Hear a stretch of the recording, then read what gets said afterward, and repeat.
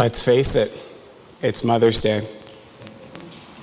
It's a day that rivals the importance of Christmas and Easter in the church liturgical year, and it is a struggle. It is fully loaded in the way that all of our cultural landmarks are fully loaded, filled with expectations that are sky high and completely out of sync with reality as most people experience it. Moreover, this day, Mother's Day, shows how identities, mothers' identities, can often be lost, folded into the identities of their children.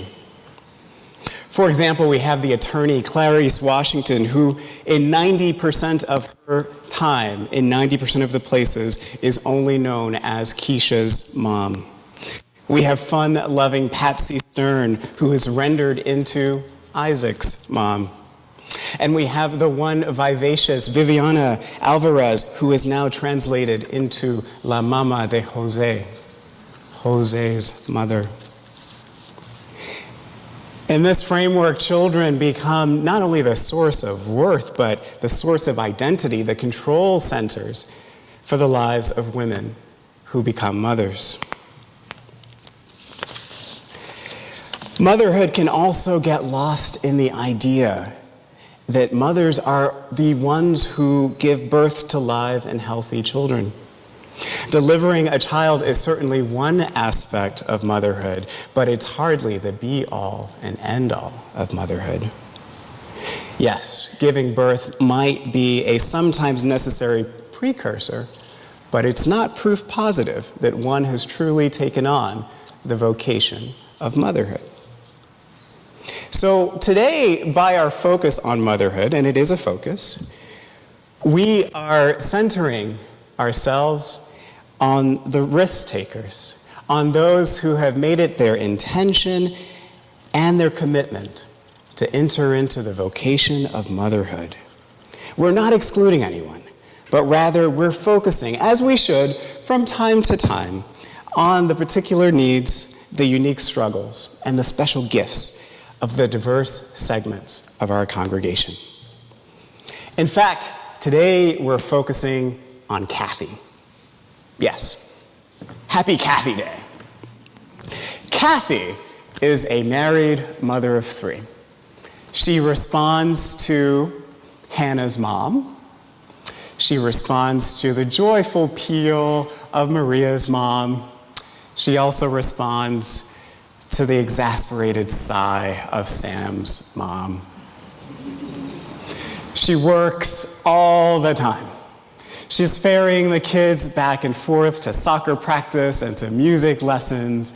She's doing the shopping, both for food and for clothes. She's cleaning the kitchen. She's on the PTA. She just stepped out for Sunday school classes to teach them. She is everywhere. And she works outside of the home, too, in a full-time job. A job that is very demanding, I might say. The expectations that are on Kathy are absolutely enormous. And it helps us to understand why she always seems so frazzled, why she's always rushing here and rushing there, constantly afraid of being late, afraid of missing an appointment, afraid of not showing up in all the places that she has to show up to. Kathy is a product of our times, a product of the wild and outrageous expectations that are placed on parents today, and perhaps have been placed on parents for all time. Now, Kathy and her partner are deeply invested in the moral, spiritual, ethical, physical, and intellectual development of their three children. But sometimes it seems as though Kathy has a little bit more skin in the game, that society's censure and its praise falls just a little bit heavier on Kathy's shoulders at times. And this burden absolutely weighs her down. It weighs her down every day. She seeks rest, She seeks comfort. Most of all, she seeks opportunities out to nourish her soul. She heard one Sunday in that great Unitarian church that she goes to in Germantown that she should make time to take care of her spirit, to sit and think about the things that she loves, who she loves, and why she loves. So she had the brilliant idea of going far, far away to the lush and bucolic hills of western Massachusetts on a Buddhist retreat.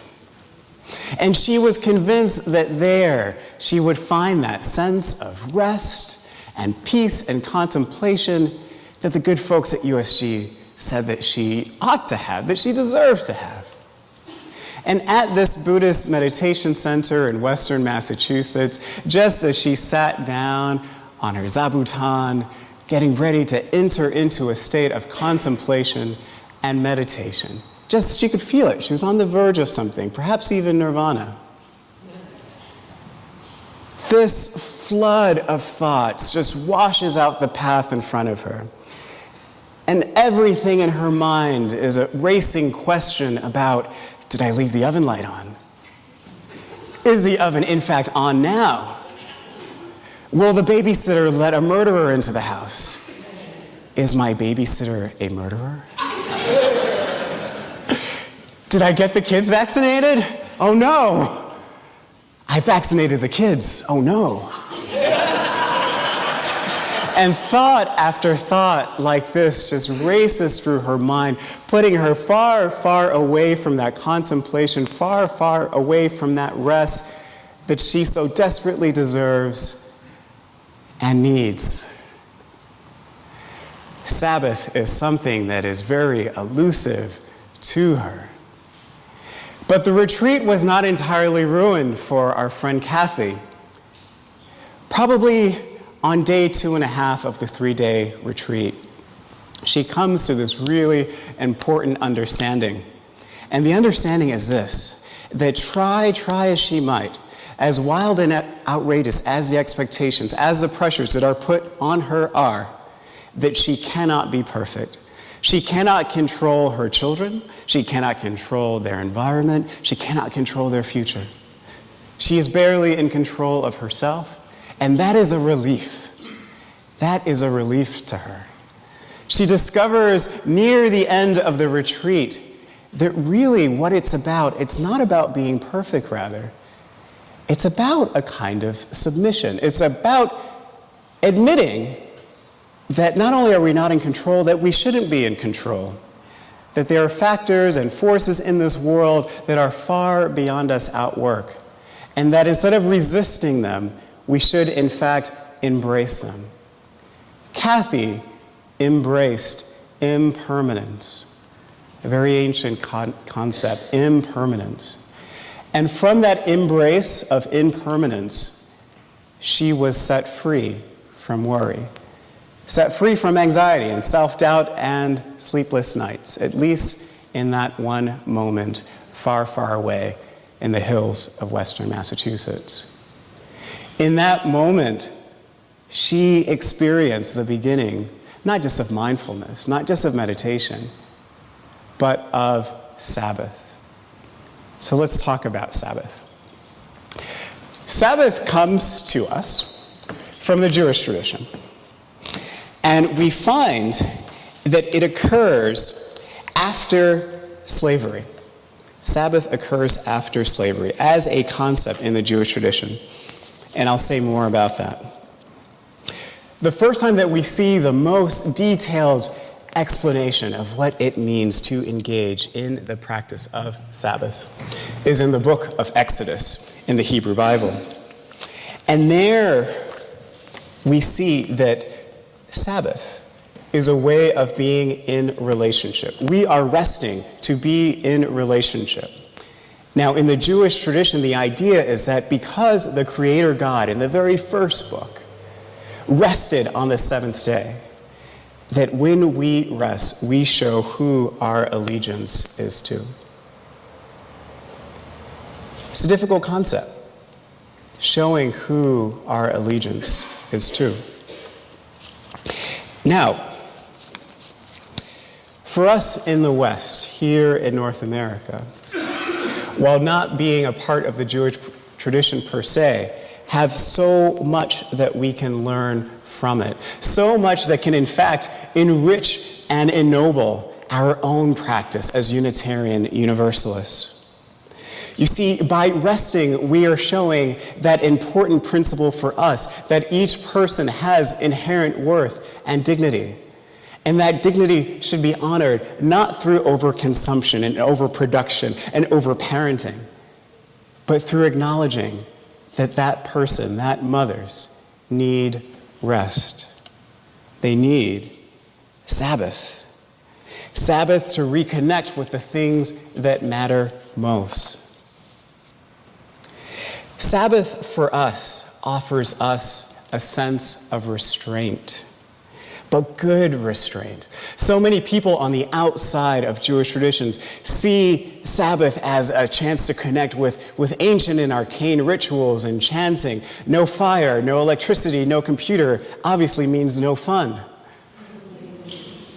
But rather, on the inside, a deeper understanding shows us that Sabbath is something to look forward to, that it connects us to the simple things that are holy, the simple things that matter most. Family, friends, food, community, gratitude. These are necessary restraints for us because without them, we fall into that very human trap of overconsumption, overwork, and overparenting. Overparenting. Now, slavery. Why does Sabbath occur in the context of slavery in the Hebrew Scriptures? And how might that be relevant for us today? You might say to yourself, I'm not a slave. I've never been enslaved. I don't have to pick cotton. I don't have to cut sugar cane. I don't have to make mud bricks without any straw. I don't have to make lycra into yoga pants. I'm free. Well, is that entirely true?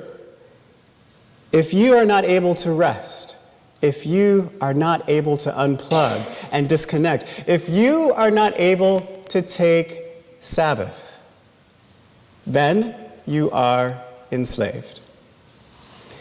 That is how the ancient Israelites knew that they were free, when they could rest. How do you know that you're free? When you cannot take a Sabbath, then you are enslaved.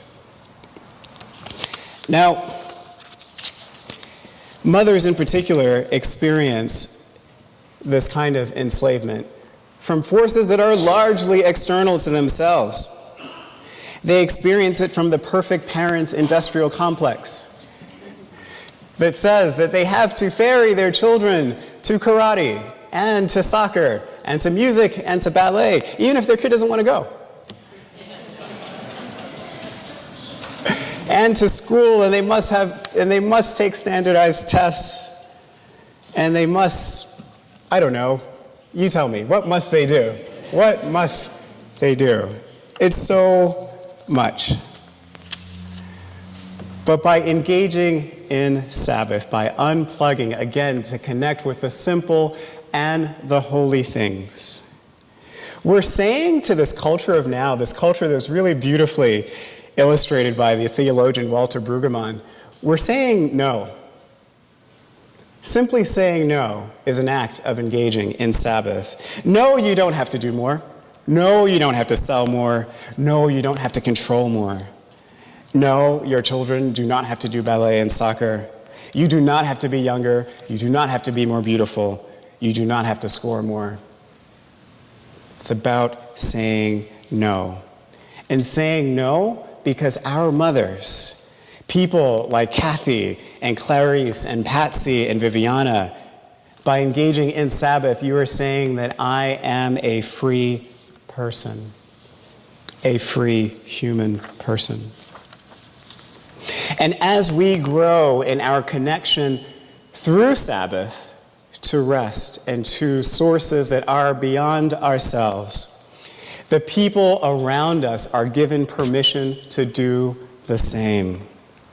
The people around us can see that, yes, there's a path forward for me as well, that I too can connect to the holy because the mothers in my life, wherever I find them, are making time to connect to the holy. Now, Sabbath historically has happened on Saturday in the Jewish tradition, and in most of the Christian traditions it has been Sunday. But obviously those dates come from a time far removed from our own, from a context very different from ours today. So I ask you, when might you take Sabbath? When might you take a day to unplug, to connect, to renew, so that you might be restored? What day might you take to show who you are in allegiance with? Which source beyond yourself that you are connected to? Just imagine what it might mean for you. So I encourage all of our mothers today and every day to simply rest, to unplug, to stay put, to say no. Simply consider your life, as the reading says, who you love and why. And if not for a whole day every week, then choose 1 hour in the day. Choose 1 point every month. Whatever interval you choose, do it consistently, do it with reverence, and most of all, do it with joyful anticipation. Shut down the engines of busyness and just be. Whoever you are, wherever you come from, you are worthy as a human being. You are worthy as a mother, as a person who mothers. You are worthy of the Sabbath. Make it your own. Blessed be.